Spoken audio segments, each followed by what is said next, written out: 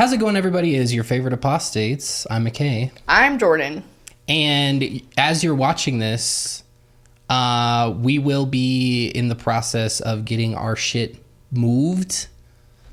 Hallelujah. Praise everything. The Lord. Or whoever. I don't know. Praise myself because we are going to have to get all of this shit done and it's going to be awful. But anyway, we're getting it done. We're getting moved. It's going to be great. We're having a good time, or we're pretending to at least. So moving is not a good time. I hate moving so much. When we moved to this place, I said, this is the last time I'm moving myself. Next time we will hire a mover. And then I very quickly ate my words when I discovered how much it costs to have somebody move you.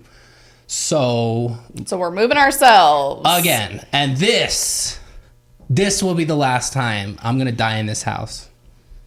Probably. Because I really don't want to move anymore.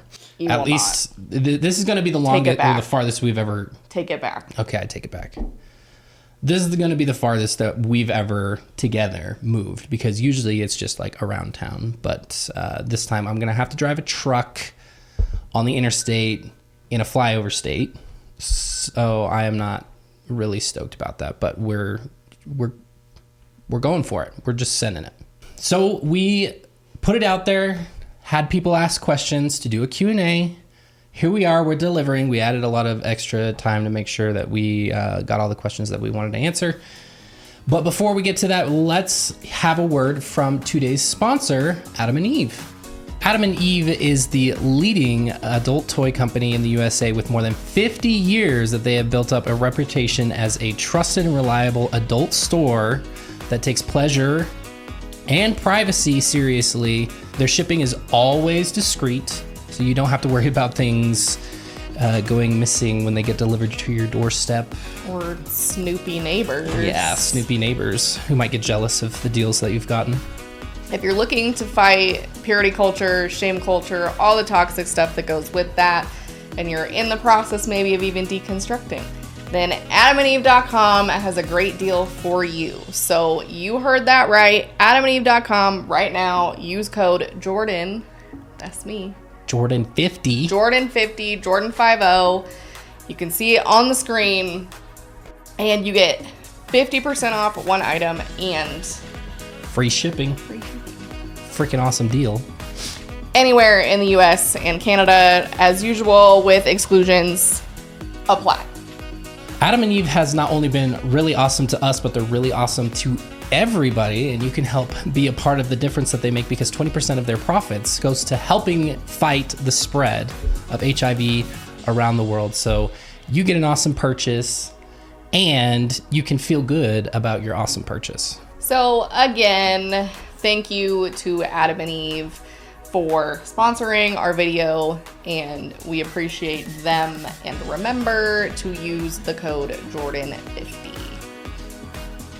Okay, now that we got all that out of the way, we're gonna dive into these questions. We told people to ask us whatever, like everything is on the table, and we picked some good questions that I thought were fun and some that are kind of hard and stuff like that. So let's get into those. Numero uno from Alexandra George. Here is my favorite hypo. You're selecting the headliners for a major music festival. No budget limit. You have to choose 5 artists/bands. Only up to 2 headliners can be dead/broken up. The rest have to be alive/still together. Go. Boom. I've been thinking about this one since I saw it. So I will go and give you a moment to think about it. So don't listen to me while you think about it. Okay, this one's easy because everybody that I would choose is still alive except for one lead singer. That would be the lead singer of the Black Dahlia Murder, my favorite band. Trevor Sternad, rest in peace. That would be my first pick, the Black Dahlia Murder. We're going to go second pick, Full of Hell from Maryland. Third pick, Disentomb from Down Under. A little bit of an underdog. We're going to go with Body Box, which has been up and coming for me. You should check it out if you like Brutal Death or Slam. And then a black metal pick from Germany. I can't really pronounce their name, so don't come for me, called Der Weg einer Freiheit. Those would be my 5. They're all living, so it'd be pretty awesome. It could happen, but it probably won't. Do they all have to be like on theme? No, because mine were kind of a little bit all over the place. Okay. Some of those bands have already toured together, but... Okay. Because mine's going to be a weird blend. Oh, no, wait. I want to change to my last one. Okay. My last one, I would take the black metal one out, and I would do Blood Incantation, because shout out to the Colorado homies. Okay. Okay. Mine will be much more recognizable names in comparison. Hey, if you know, you know. People asked, they wanted to know. So mine's going to be a very eclectic mix. Number 1, per usual. Per usual. Who is it? Beyonce. Correct. Baby. Numero uno is Beyonce. This is not saying that I don't agree with Jordan's picks, because Jordan's picks I know are going to be awesome still. Beyonce. I've been a Beyonce fan since at least 3rd grade, when I had a Hello Kitty stereo and I had her CD, and I would listen to her CD in my room when I woke up early in the mornings, and my mom would tell me the numbers on the album that I had to skip because they were inappropriate and I couldn't listen to them, and I would listen to them anyway. And so I've been a rebel since the beginning. Yeah. Diehard Beyonce fan. Number 2, Burger King foot lettuce. Number 2 would probably be, we're going to go back to emo. Let's go. To my emo era. It would probably be Fall Out Boy. That would probably be my number 2 right now. They're still together. They just dropped a new album, by the way. I don't think anybody was under the impression that they weren't together. They've been going pretty big. Most people don't listen to Fall Out Boy, in my experience. The people around me, at least. They are pop. Number 2, not really.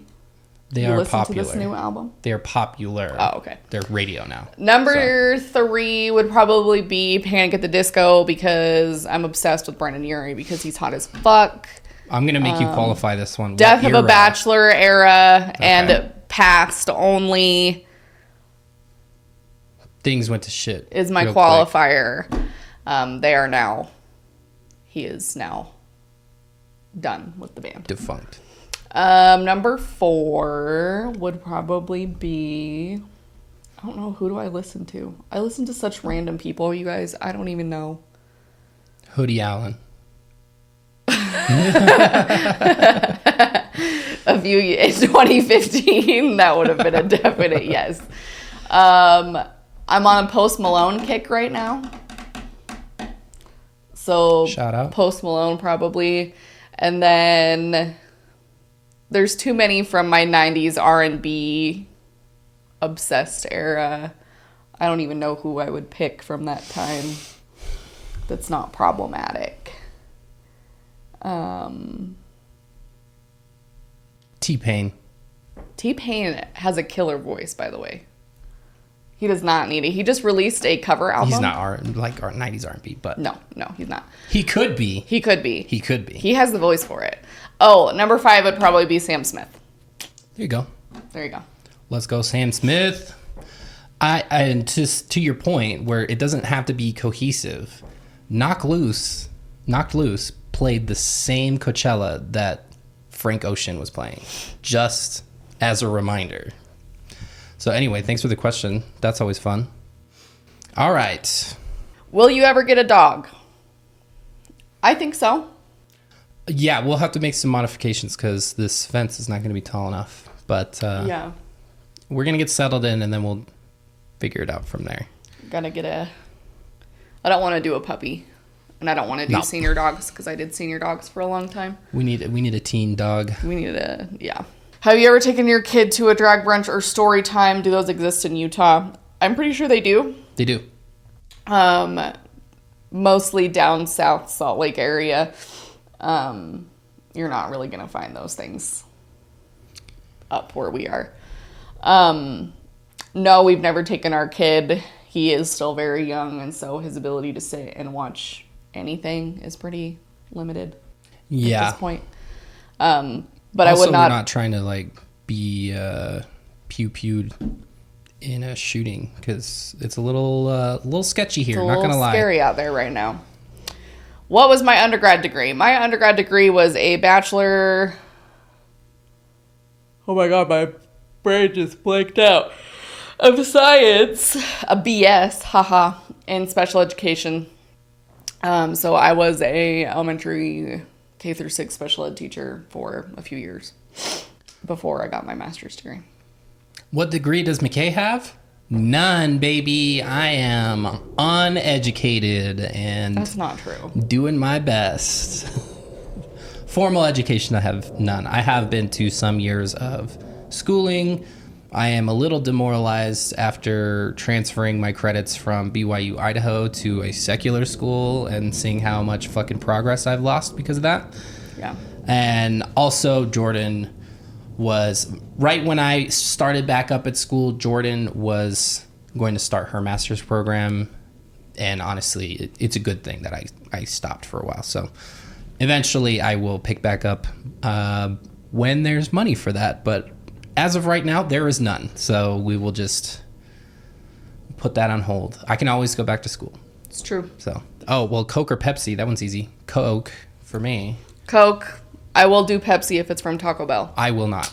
Absolutely not. Never in a million years. I don't fuck with Pepsi at all. He's a Pepsi hater. Yeah, I drank an unhealthy amount of Coke when I was on my mission, and I still was incredibly skinny. It's true. So it's all good.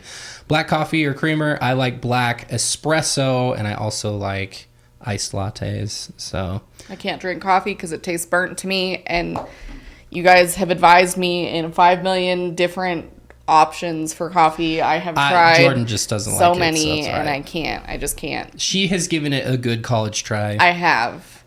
But anything even remotely burnt or like Has dark that like burnt browned, dark toasted. Yeah. She cannot eat it. So No.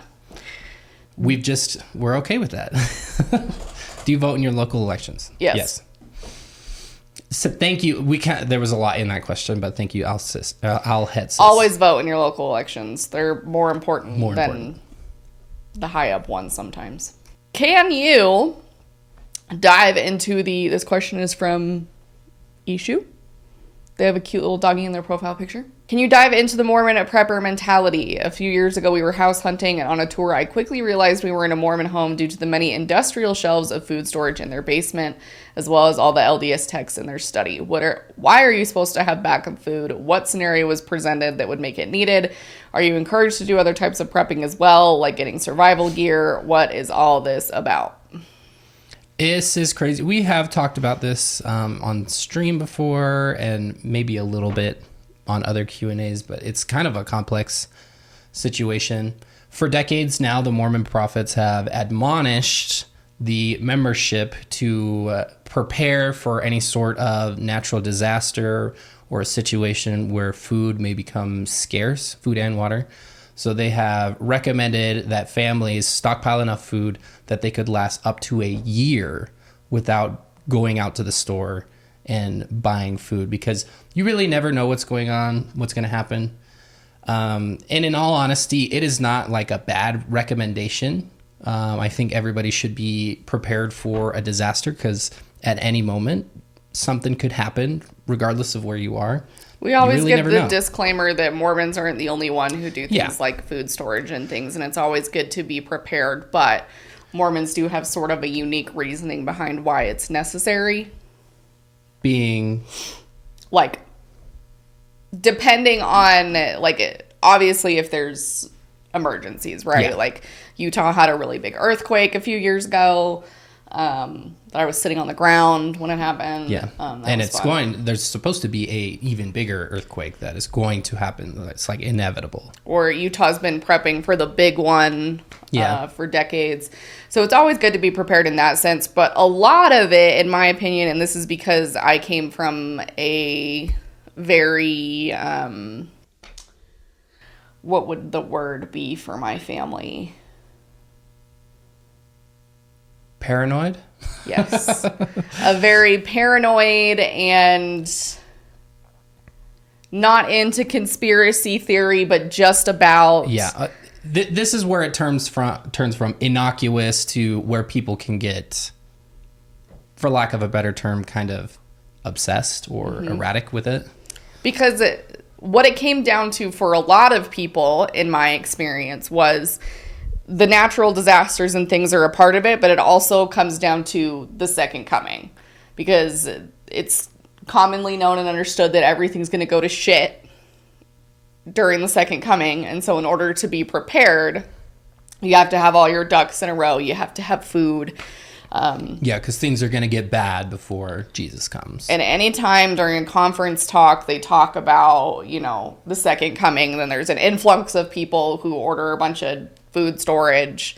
Yeah. Because there's this idea that second coming is not going to be good and you have to be prepared. And so a lot of it is based in not just like being prepared for emergency disaster situations, but doctrinal understanding of religious events that are to come. Yeah. Additionally.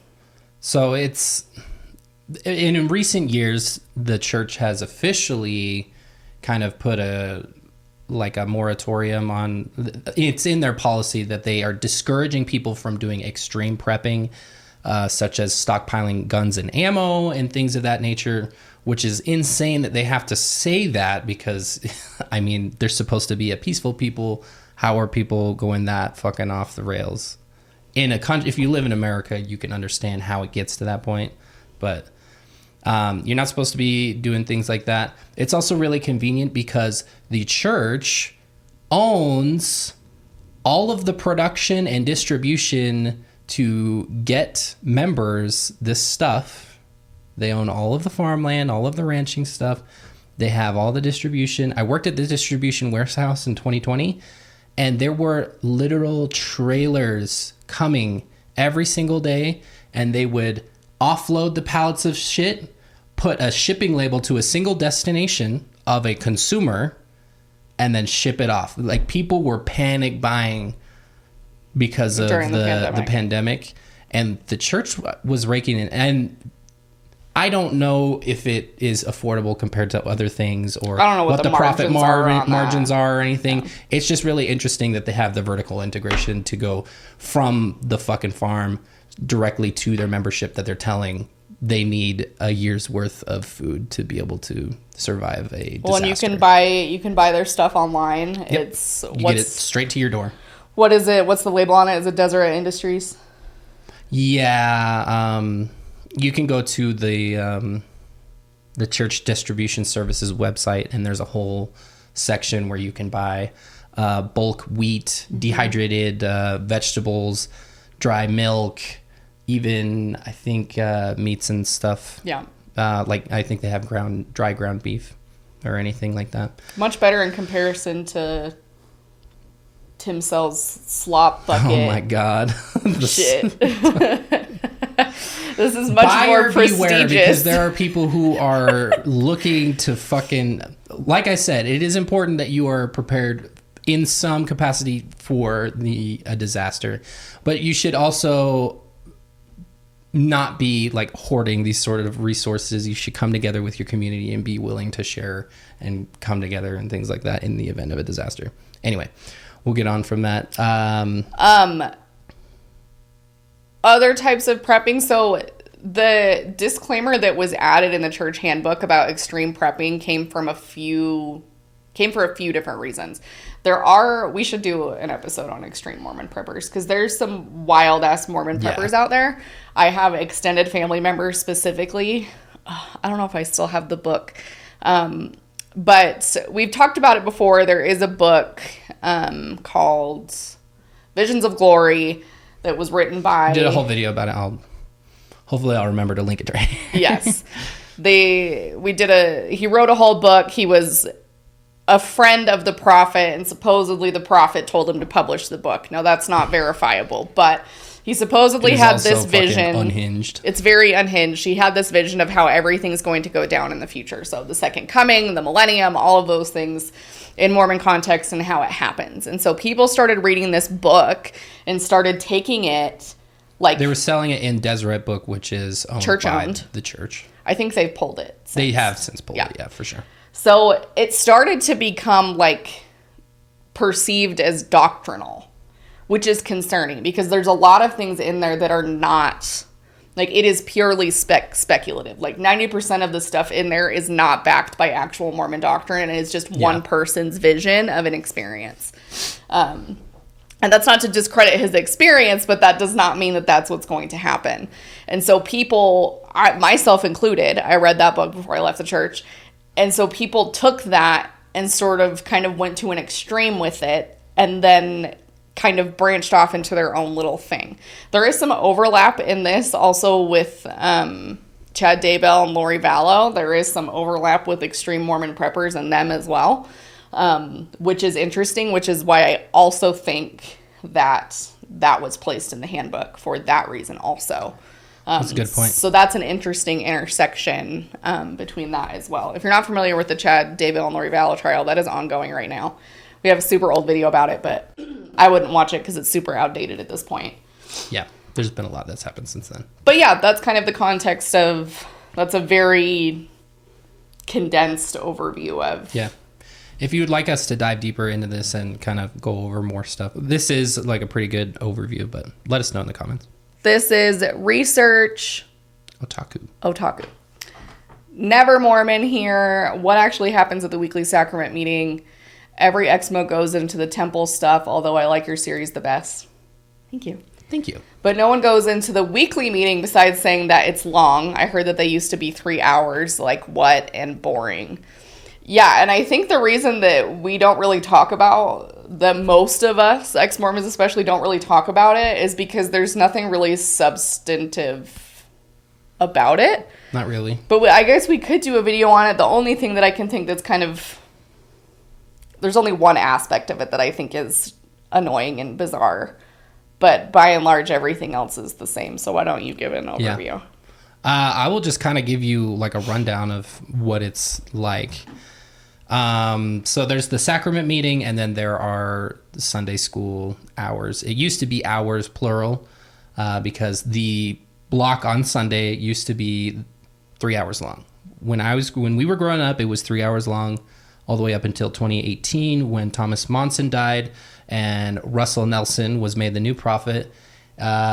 He basically, or maybe it was 2019 that they changed it. I can't remember the year exactly off the top of my head, but he basically was trying to focus more on education, church education in the home. So they cut an hour off. It's only 2 hours now. But one of those hours was the Sunday school hours. My theory, and he'll explain that more in a second. My theory is church attendance and church membership on the whole is declining. And I think they reasonably thought if we kick 1 hour off of church, maybe it'll encourage people to come back or to stay. And so now it is only 2 hours. Yeah. Oh, God, if that were the only issue that I had with the church was that it was too much time on my Sunday. Imagine. And that doesn't even matter because when you have people like my father, who was a bishop, they're there all fucking day on Sunday. Like, they're, like, from early in the morning up until my dad would always be late to dinner. Like, it sucked. So fuck them for that. Anyway, so you have your sacrament meeting, which is usually the first hour. Sometimes they put it at the last hour because of scheduling in the building. That way they can have multiple ward units in the building at the same time. But the sacrament meeting, it starts with a prayer, and then they do a song, a song hymn. And a prayer. Yeah, a hymn. They use the hymnal. The Mormon hymnal. They have a collection of their hymns, which they're allegedly supposed to be They've been saying that for years now. Anyway, you have a song and then a prayer and then like announcements and stuff, and then another song to invite the spirit for the sacrament. Lots of singing. Yeah, which is the distribution of the blood that's supposed to represent the body of Jesus and the water, formerly the wine, that's supposed to represent his blood. That is done by the Aaronic, not ironic, priesthood, which are the youth boys from 12 to 18. They do it all. They recite a word-for-word prayer for each, the blood or the water and the bread.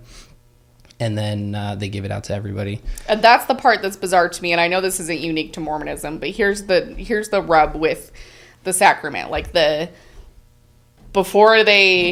they split them out, like as they prep it before they give it out to all the members, like McKay said, they have to recite a thing. They recite the prayer to bless the thing. And the bishop checks it. But here's the thing. It has to be word for word. It has to be word for word. And so... And in theory, you're supposed to have it memorized. You're supposed to have it memorized. And so there's been many sacrament meetings over our lifetimes where there's a poor kid who cannot remember. No, it's not even that, because the card is right in front of your face.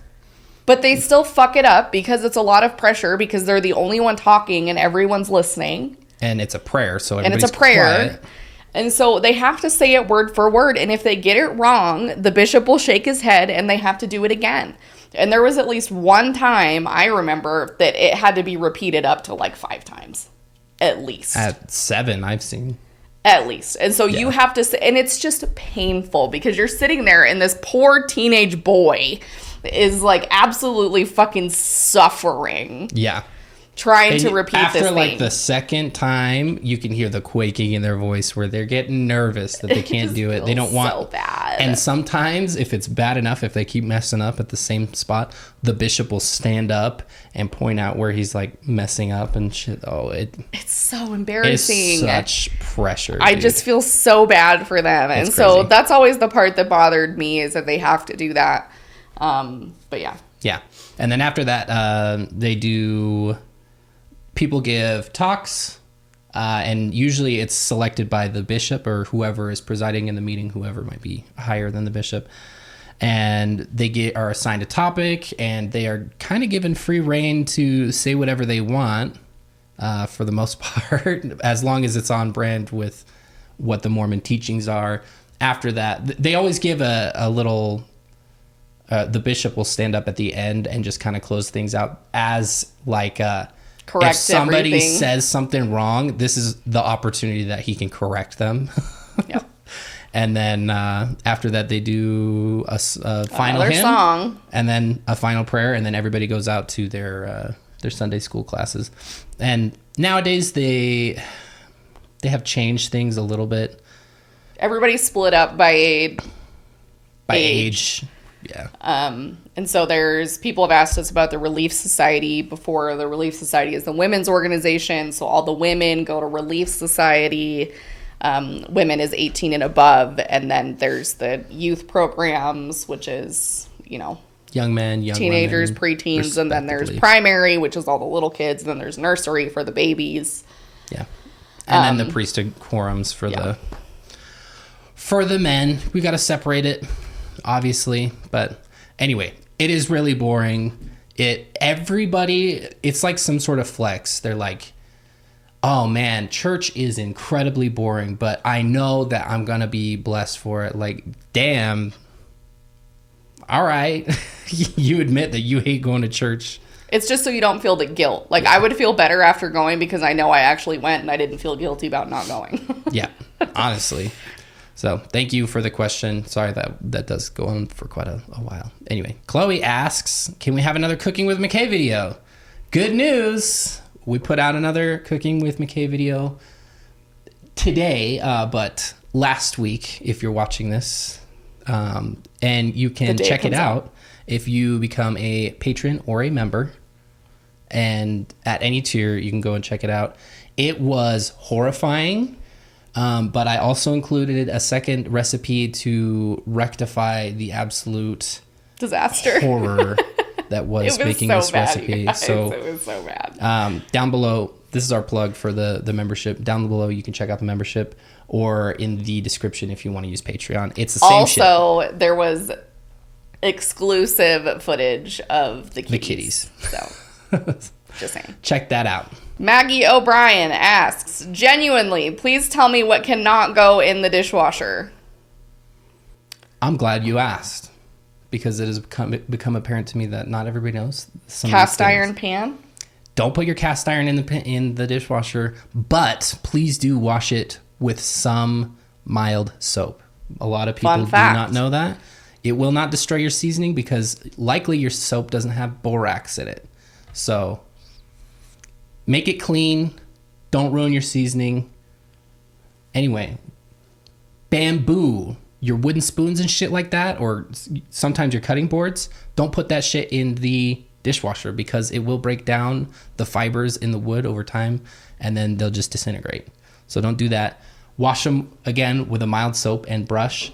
Also, don't put your nonstick cookingware in the dishwasher. I didn't know that until I was an adult because it will start to flake the Teflon, and you don't want Teflon in your food because it is toxic. Also, don't use metal utensils on your nonstick surfaces because, again, it will flake and it is toxic. You don't want that shit in your food. Can you tell who cooks in this family? Yes, it is me. It is me. And I'm proud of that, honestly. But what else doesn't go in the dishwasher? Some mugs. Yeah, make sure your mugs are dishwasher safe. That's something you should always check whenever you get a new dish, is if it's dishwasher safe. It will tell you. Some toddler cups.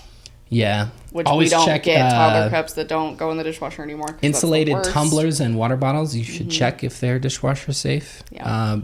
This is just to help you maintain and save your money, damn it. We want you to save your money because there's a lot of money that gets wasted on helpful stuff like PSA that. From McKay. A helpful PSA from me. CR asks, what do Mormons who go to the temple regularly do at the temple? Is it always an elaborate ritual? Yes. Every single time. So if you've seen the video that we did, or the video series that we did about the temple, you can go and do a specific ritual every time, but every time you go, it is the same thing. Every single time. Even though when you're going, after doing it for yourself, you're going to vicariously do it for someone who's dead, but it's the same thing every single time. There might be some words that are changed a little bit, so it is referring to the person that you're doing it for, but it's the same thing. If you go and you do baptisms for the dead, it's the same as your own baptism that you did. You're just doing it for dead people. If you go and you do the endowment for the dead, it is the same thing as when you went and did your own endowment. You sit through the whole fucking 2-hour thing every single time. It's the same every single day. Every year. Well, not year to year. There are changes. So you can choose what you want to do. Like, yeah, you don't have to do like the whole thing. But. No. You can choose what ritual you want to do. Like, I hated the endowment. The endowment was way too long for me and it gave me anxiety. And so I can count on 2 hands how many times I probably did the endowment when I was a member. I would primarily do initiatories. I did initiatories and baptisms constantly because I did a lot of genealogy work when I was in the church. I actually had a couple leadership positions where I helped other people with their genealogy. And so when you're doing that in the Mormon church, that means you're doing a lot of work for your dead people. So I went a lot and I did baptisms, which is kind of a lengthy process and, you know, you get wet and it's not fun. And so I stopped doing that and just did initiatories, and that is a lot quicker of a process. You can do initiatories in like an hour or 2. Depending on how much of a wait there is and how fast your temple workers are.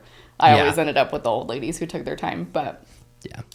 So yeah, and the initiatories are fun. We have a whole video on the initiatories, but you basically just move through a cubicle. Yeah. They put a little, it's a little partitioned cubicle with 4 sections. They're all partitioned off by curtains. And you just move through the one. They put a little drop of oil on your fucking head, so your head is all oily. So you get greasy afterwards. Symbolically wash you with water across your forehead, which used to be a full washing. So girlies who wear makeup, this was always really fun. Always fun. And then your hair gets super oily. Mm-hmm. And then they were always like whispering, like hardcore. So it's like kind of like an ASMR experience, and you could always hear people in the other cubicles. And yeah. So there's other people in there generally at the same time if there's other people at the temple. So a lot of it is waiting, because if I'm in the chair being blessed in this part of the cubicle, then there's somebody being blessed in this part of the cubicle, and then we all just kind of rotate through the cubicle. It's a very bizarre interesting experience. because they have to kind of like pivot, because some parts of the blessings require two guys, and you just have one guy per cubicle. So once the guy in the next cubicle is done and sends the person on their way, then he comes over and does the two-part. It's crazy. It is the only thing, it is the only Mormon ritual where women have a semblance of authority, because you're not being blessed by men in that case like you usually would in initiatories in the temple. You're being blessed by women, which is the only place that happens.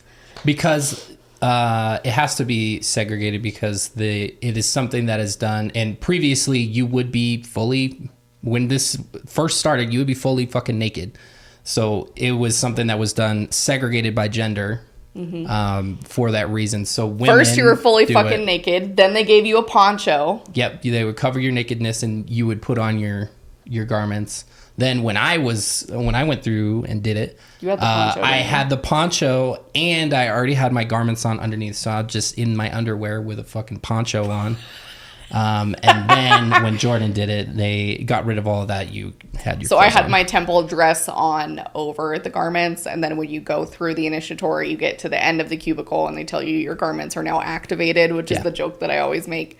And so... Yeah, because they used to clothe you with the garment, but now they've had to change it because that's weird and freaky.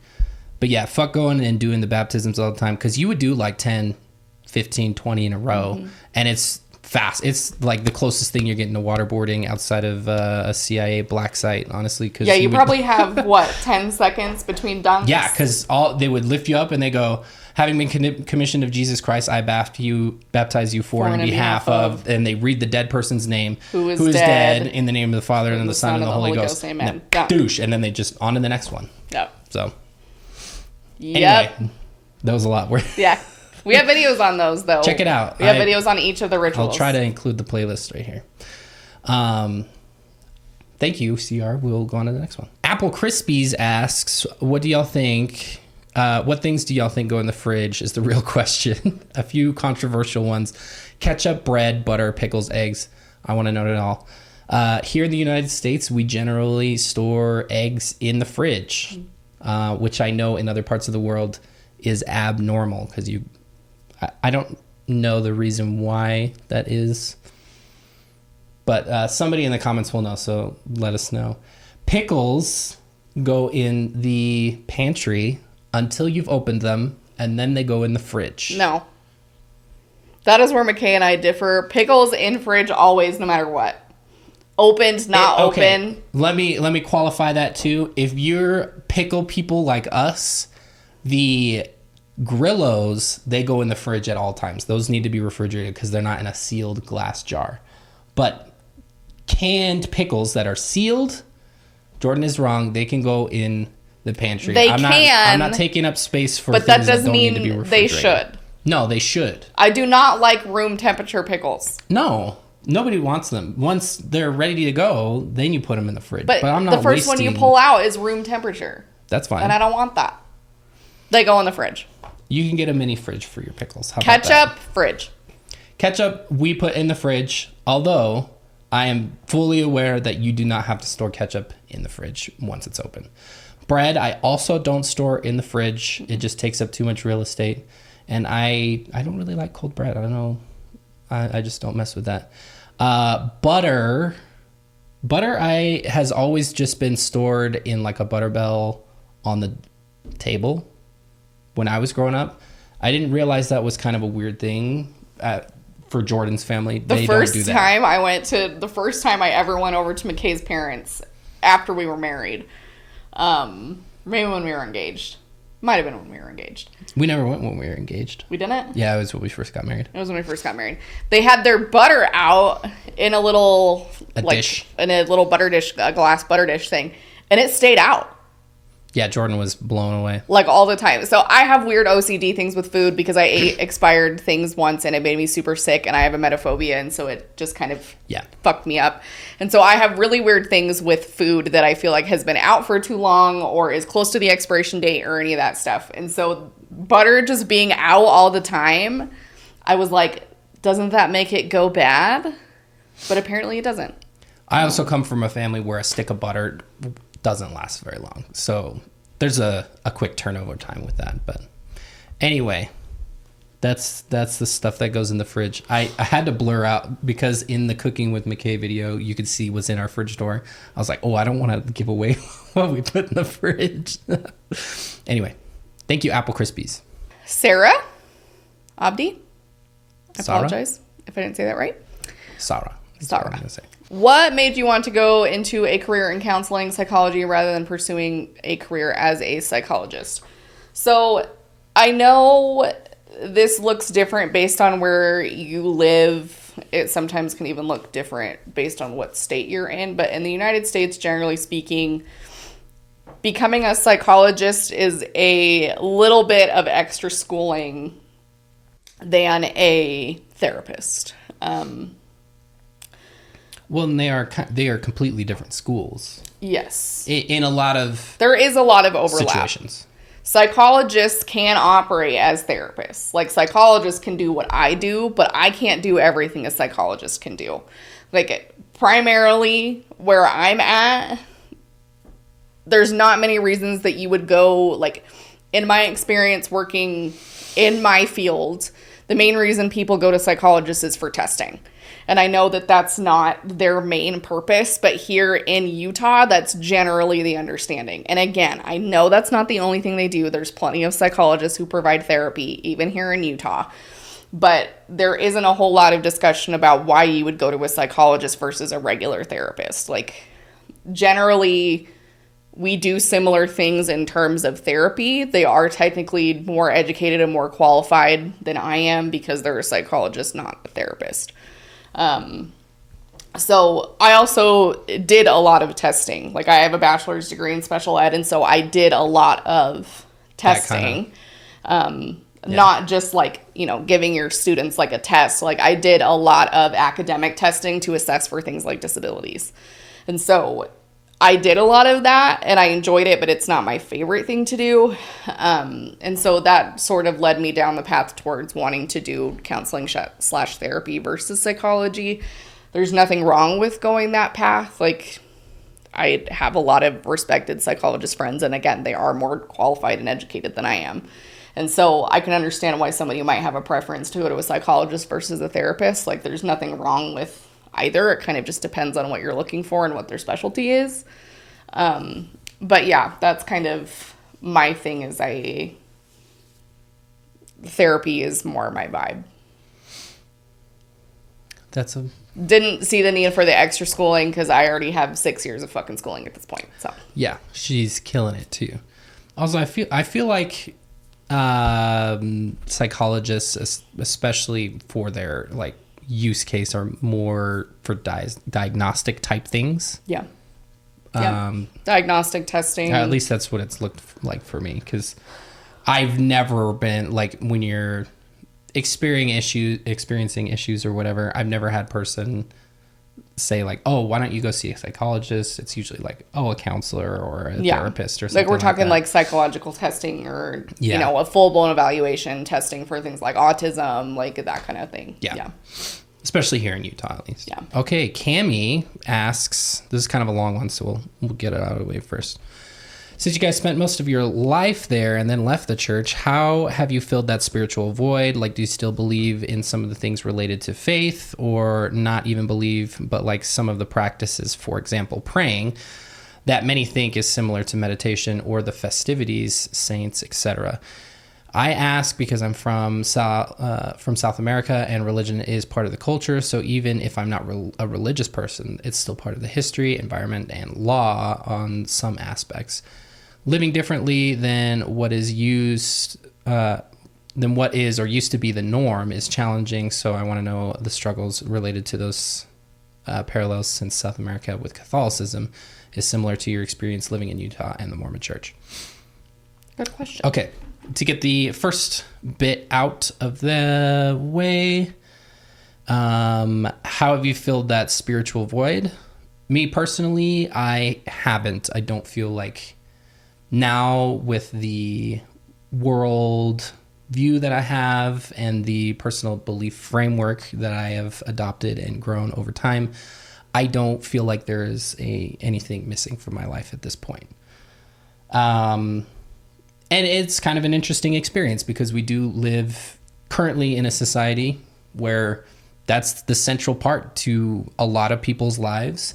And then to add on top of that, my family, it is still a central tenet of their lives. So it's been really confusing for them from the inside looking out to where I'm at, and they just cannot imagine how I operate in that way. So anyway, I'll let you answer that one. My perspective is different. I think we talked about this a little bit before, but I've always been a spiritual person. I did a lot of ancestral genealogical work when I was in the church, and I don't necessarily believe that belongs to the church.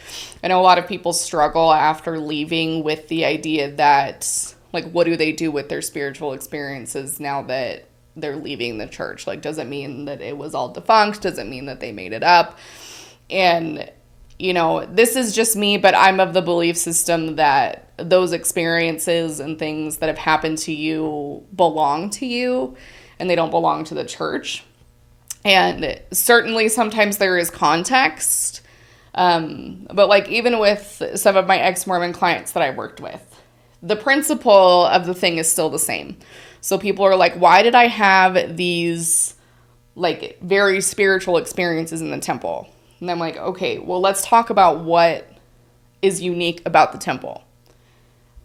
The unique thing about the temple is it's basically meditation zone. Yeah. Once you finish the ritual and get to the end, you go to the celestial room where it is completely silent.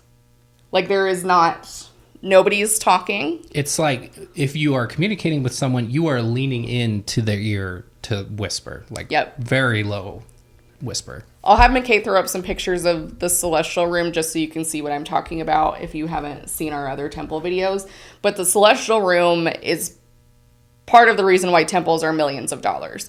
We're talking about gorgeous chandeliers, bright white carpet, beautiful furniture. Embossed carpet even. Embossed carpet.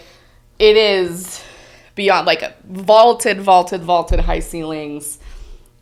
Beautiful. It's beautiful. And a lot of people go there just to be able to sit with their thoughts quietly and to just zen out and get into their head and get in touch with their spiritual self. And I'm like, that can be mimicked in other ways, right? That's not the only place on earth you can do that. That's not the only place on earth you can do that. And yes, that is a unique space. That is the one and only thing I think that I miss about Mormonism is the celestial room.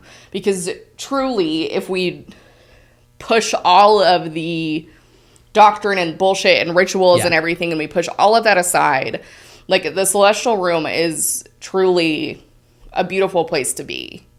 And there's not any, there's no leaders, there's temple workers who kind of just... Well, there's a hierarchy still in the... Yeah, but they're not in the management. room with you. No. And so it's everybody's wearing the same clothing. It's just a very unique experience. And so I try to explain to my clients in the way that I've kind of conceptualized it myself is that those experiences belong to you. And that was just a setting that helped elicit that experience for you.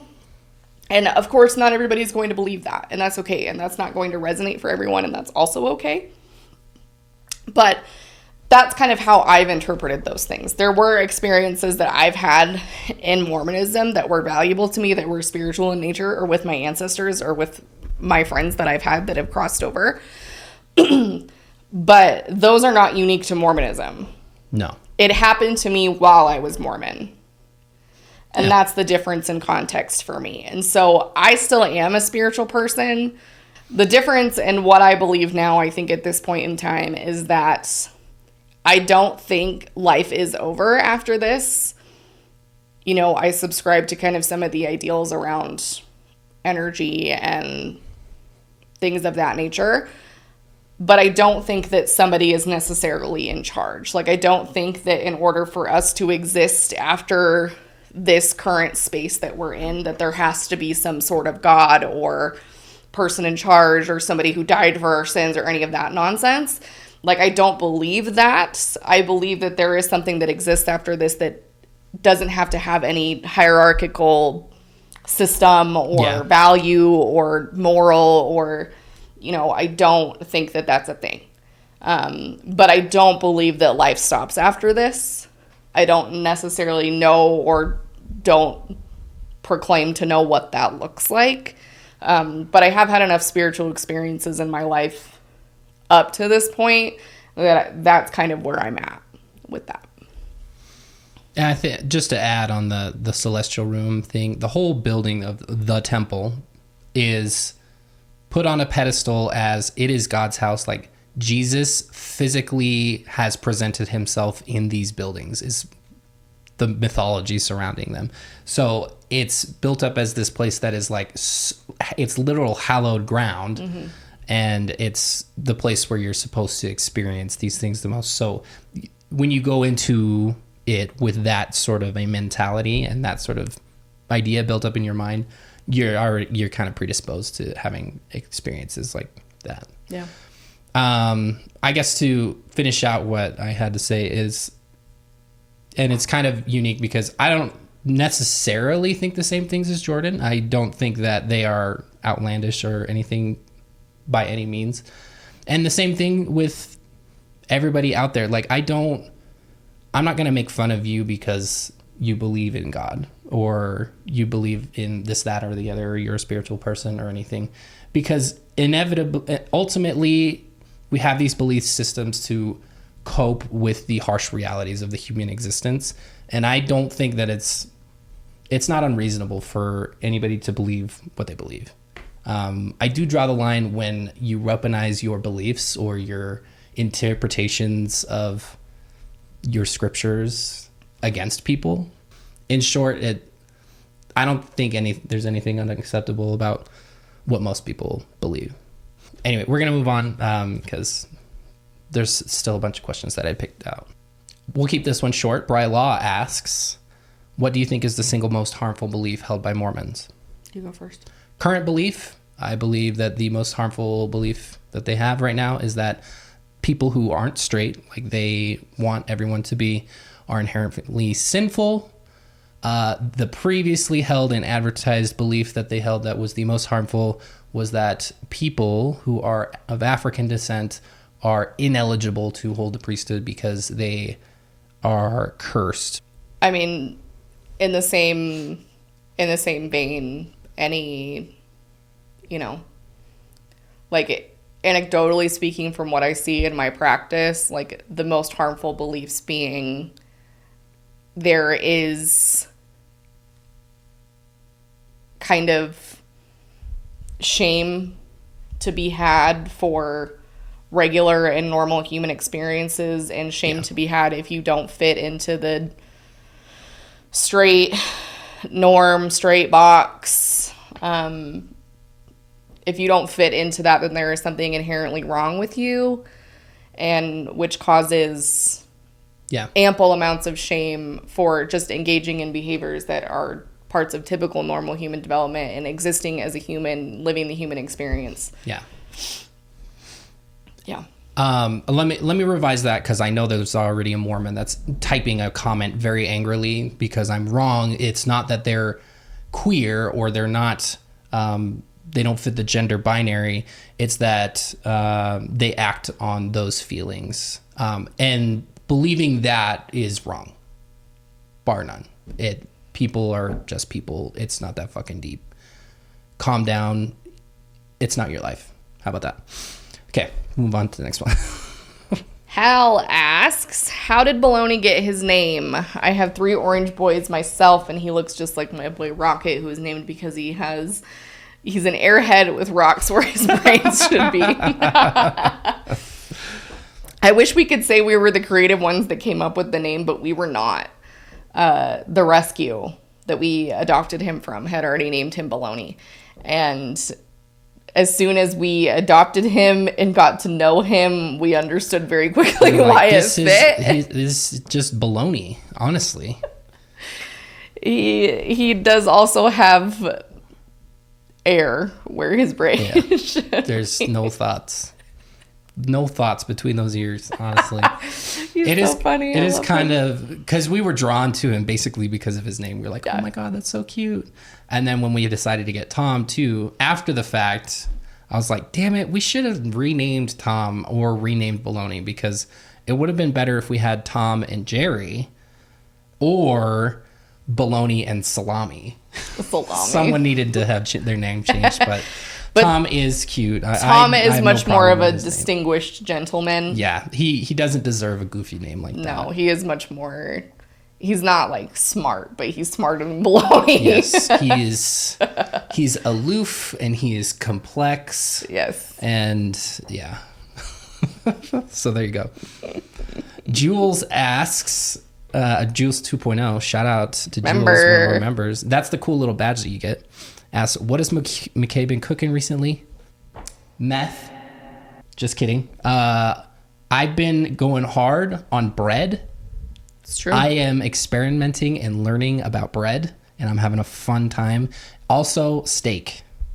So that's also been a little bit of a journey for me, playing around with that. Okay, let's move on to some questions that we got from Instagram. Pint Size Artist asks your thoughts on all these Christians putting out sex expert courses. There are people who go to school for that. Talk to a sex therapist or people out there with PhDs and have done research and are, qualified to talk about these things and didn't get their education from, Bethy suddenly knows how to do sex 101. Yeah. What I will say is there are so many people out there who have had sex and they don't have a course. So, I don't know, it just kind of feels like a grift to me.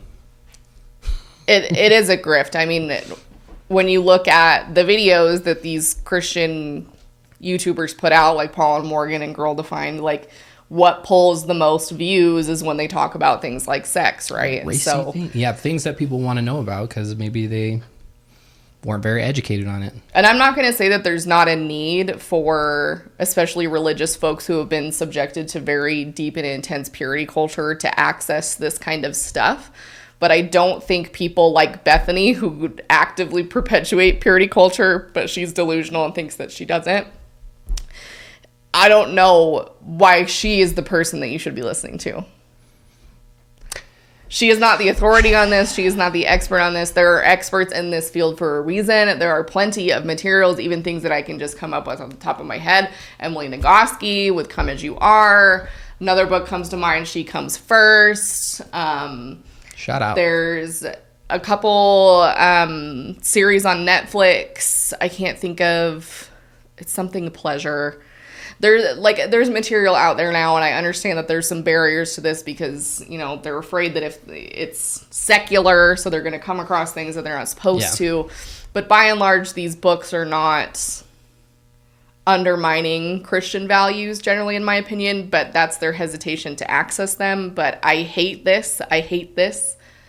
It does not vibe with me. Yeah. Thank you. Maybe find out a way that you can educate people without taking advantage of their wallets. There you go. Jennifer Schwartz asks, in your view, what is the main reason young people are leaving the LDS church? Ooh, the main reason? The church is not with the times. Yeah. And the kids are realizing that it is not right. I mean, in my experience, I work with a lot of teenage clients. I work with a lot of very young Gen Z clients, and a lot of this tracks. Now, that's not to say that there are not a lot of conservative Gen Z, because there are. There absolutely are. But from my position being where I am professionally, it comes across as, I mean, very simply, what I've even heard from my clients is like, I don't want to like be part of something where I feel like I have to like hate, or not even hate, but like disapprove or like be at a distance from my friends that are gay because I can't like approve of their behavior. Like, I don't want to be in a position where I have to do that. And that's very like simply, I think, what it comes down to. I think the money thing is a big thing for elder Gen Z. Yep. The money. But I think a lot of it is, you know, LGBTQ plus rights. You know, they're actively excommunicating. Like just Sunday, they excommunicated another queer therapist and her husband. And so her husband was the surprise. Yeah. They were like, hey, we're going to have you in a membership council. Have your husband there or whatever. And then they were like, surprise, motherfucker. He's gone too. Bye. Good Which riddance. is not uncommon that they excommunicate both partners. Up. But she runs a first queer-owned therapy group down in Provo, which is in the heart of Mormon County. And it's just really unfortunate. But I would say that's the main reason. Yeah. Rebecca! Our OG Rebecca the bookworm. Shout out. What made you decide to move earlier than expected? So, TLDR, we have a whole Patreon. I have an hour-long Patreon video where I talk about this. But give us the rundown. The TLDR is all of my grandparents died at one time. And I found out some information about one of my grandparents that I had recently reconnected with. And that really fucked me up. And I'm still, it's been hitting me harder again these last few days. But that kind of just pushed us, like it pushed me over the edge because we don't have any family here. Like we have none. I want to get further away from the insane family that I do not talk to that lives here.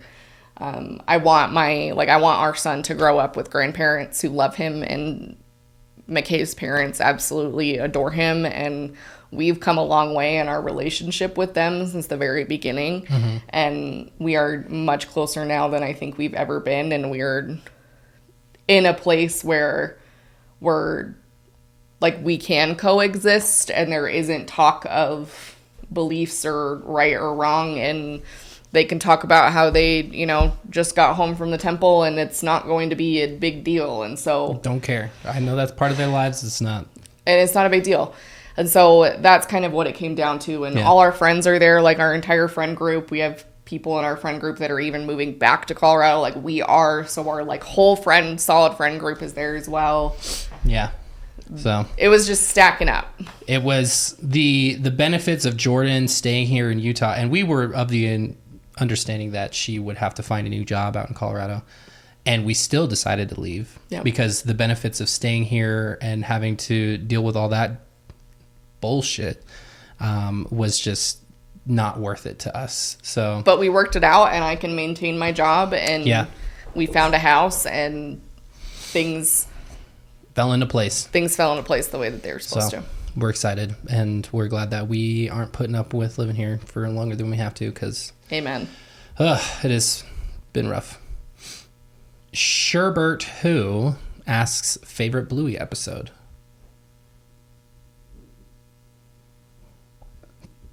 What's your favorite? It's got to be the grannies for me. The grannies. I slipped on my beans. Slipped on my beans. Like it's just so funny. Iconic. I love it so much. I'm trying to think of what. Oh, fairy tale. Easy, hands down. Love that one. Yeah. Or what's the box one? Flat Pack. Flat Pack. That's a good one too. Love Flat Pack. What do Bree Lowe asks, what do garment wearing Mormons do when they are breastfeeding? There are actually garments that are designed for breastfeeding women. Now, anecdotally, in the Mormon circles that I once existed in, it is pretty well established that it was mixed reviews. It was either you loved the breastfeeding garments and people still wear them because they love them, or it was like breastfeeding garments are the worst thing that have ever happened to me and I'm never wearing them. I stopped wearing garments about halfway through my pregnancy because I just couldn't do it anymore. They were so fucking uncomfortable. I was huge. I gained 90 pounds when I was pregnant. And so garments just were so uncomfortable. I was fucking miserable. And so that did not work for me. But I know there are women who are very religious and intensely held to wearing their garments all of the time. But I know plenty of women that do not wear them while breastfeeding because they're like, God is fine with it. Too much. When God breastfeeds a baby and realizes how much of a pain in the ass it is to wear garments while doing that, then he can tell me not to wear them. But until he does that, I don't want to hear it. I like that, honestly. Yeah, the garments just suck. And they're mass produced, so there are a lot of sizes and things like that, but they are not made for every body. They just couldn't do that. So anyway, crazy. Wow, we went on for a pretty long time with these. We didn't get to all of them because we didn't want to if we got to all of them, a lot of these we would be talking for forever. Once we get started back up doing streams and stuff like that, we like to field questions as we go when we're doing streams and stuff like that. So if you had a question that we didn't get asked, you can try that. Once we get settled into the new place, we'll start back up on doing our weekly Tuesday night streams, which I am excited to do because I've missed it. If you weren't there, we were watching and reacting to the Bachelor of Provo, aka Provo's Most Eligible. Most recently, we were on season 2. We might have to do a little recap when we get back into it. And then we do a lot of news items and things that are interesting about fundies or Mormon stuff and random shit. Stuff that we like and stuff like that. So anyway, hopefully y'all can join us for those because it's a good time. But thanks to everybody who left comments and asked questions. We appreciate you, and it's been great. If you'd like to see more of this, you can hit the subscribe button, or if you're listening on a podcast platform, you can download it. I'm trying to get better at putting it out the same day, but I usually got to tweak it if we have sponsors or whatever, because people don't include that in the podcast stuff in the contract. If you would like to support us more directly, you can become a patron or a member. You can go down right next to the subscribe button that you just hit, and you can become a member, or you can find the Patreon link in the description, and you can go same stuff on both sides. Membership is just a little nicer because it is integrated to the YouTube platform. We also have our merch stores. You can go visit Fourth Wall right now. That stuff is not affected by our move. Right now, I'm going to put the Etsy store on vacation mode because it's all packed up right now. So anyway, check those out. If you'd like to follow along with us on a more regular basis, you can check out our Instagram. You can find us at Jordan and McKay. We also have TikTok, where there's a wealth of stuff already. You can find us by the same handle. Also, we have an awesome Discord community if you would like to join that. A whole bunch of people who are amazing, who are friends of the show and the channel and all that fun stuff. So thank you to all our patrons and our members. You can see their names going up the screen. They're amazing. They help keep us going. Thank you to everybody who's watching and listening, because you guys help us all so immensely. We love you all, and we will see you next time.